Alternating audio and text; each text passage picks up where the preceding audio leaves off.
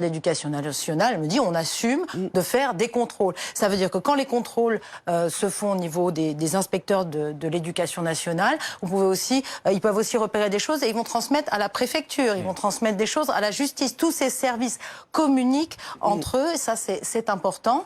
Il y a aussi évidemment le fait qu'on dépose un dossier où on donne la liste des enseignants a permis aussi de freiner un petit peu certaines écoles. C'est-à-dire que par le passé, vous aviez à peu près 7 interdictions d'ouverture par an. Aujourd'hui, c'est multiplié par 4. On est à 30 écoles depuis 2018 qui n'ont pas pu intervenir. On a 200 inspecteurs de l'éducation nationale qui sont formés parce qu'il faut mener ces inspections, parfois surprises. Ils rentrent dans les écoles, ils ouvrent tous les placards pour voir ce qui est véritablement enseigné aux enfants. Et ensuite, ils peuvent transmettre à la justice s'il n'y a pas de mise en conformité. Il y a une volonté. Y a-t-il les moyens ?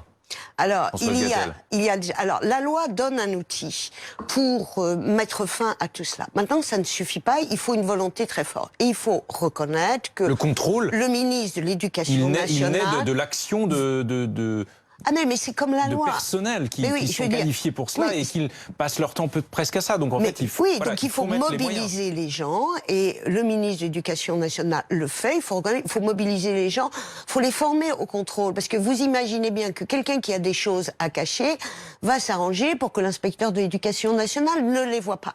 Donc il faut en quelque sorte armer de manière ferme les inspecteurs pour qu'ils sachent détecter dans une école des signaux faibles, des choses qui paraissent bizarres, pousser les investigations et ensuite, quand on constate qu'il y a vraiment des infractions aux valeurs de la République, il faut que les inspecteurs soient capables de justifier leur demande de fermeture de l'école ou en tout cas de retrait. Donc c'est une volonté politique et, comme vous l'avez dit, une mobilisation de tous les services de l'État, mais de manière constante et pérenne.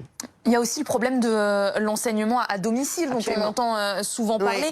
Là aussi, il faut qu'il y ait des moyens qui soient mis en place, une surveillance aussi qui s'exerce, et c'est pas franchement le cas. Alors, si, aujourd'hui, je pense qu'on a constaté en 2016 ou 2017, quand j'ai commencé à m'intéresser à ça, que des contrôles n'étaient pas faits, que quand les contrôles étaient insatisfaisants, personne ne venait voir si les choses s'amélioraient, alors que là, aujourd'hui, on a à peu près 300 contrôles qui ont été menés l'année dernière sur des écoles privées hors contrat et à domicile. Parce qu'on a aussi une augmentation de la scolarisation à domicile.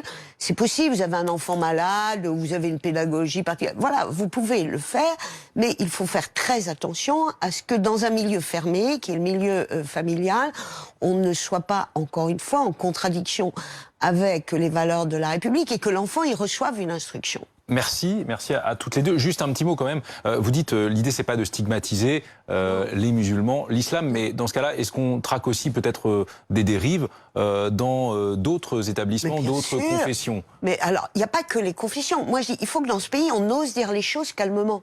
Et je pense que se voiler la face ne servira à rien et qu'il y a aussi des enseignements où il y a des pratiques, des enseignements historiques en fonction de croyances et des enseignements scientifiques en fonction de croyances. Vigilance, ça aussi, voilà. Vigilance partout, mais on a un phénomène particulier. Merci beaucoup à toutes les deux. Tout de suite la météo.